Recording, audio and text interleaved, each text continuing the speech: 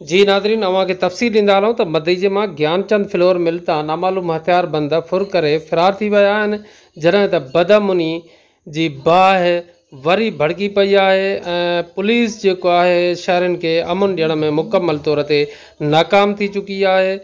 Street crime में इज़ाफ़ो थी वियो आहे। ॾोहारी जेको आहे उहो ॿिरनि मां ॿाहिरि निकिरी आया आहिनि।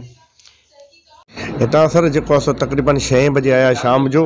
3 ॼणा हुया, जंहिंखे हिकिड़े खे क्लेशन हुई ऐं हिकिड़े खे पिस्तौल हुयो, जेको आहे सो अंदरि हिननि मिल में एंट्री कयो।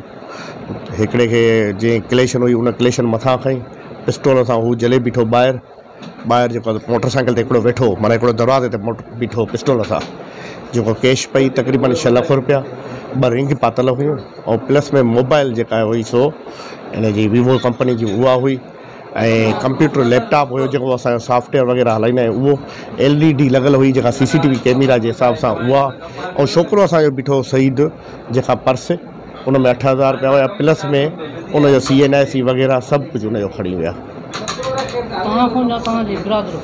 असांजो जेको वॾो ब्रदर आहे दामोदर, उन खां करे विया आहिनि सर, असांजो कज़न थिए उन खां करे विया आहिनि।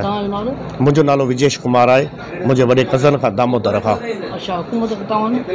हुकूमत ताउन साईं हाणे थियो आहे, असां विया आहियूं जेको आहे सो थाणे ते रिपोर्ट लिखाई आहे, साईं बि आयो आहे, SHO साहिबु बि आयो आहे, असां सां गॾु आहे, पुलिस मोबाइल बि वई आहे जेका वटसठ में लॻी पई आहे, ॾिसूं था CCTV कैमरा बि पई आहे, ॾिसूं था उहो कढण में बि लॻा पिया आहियूं, जेको वधीक ॾिसूं था छा थो थिए, जो पुलिस कीअं तावन करे थी, छा थो थिए, ताकी पुलिस में सभु कुझु असां लिखाई आहे, NC वग़ैरह कटराई आहे।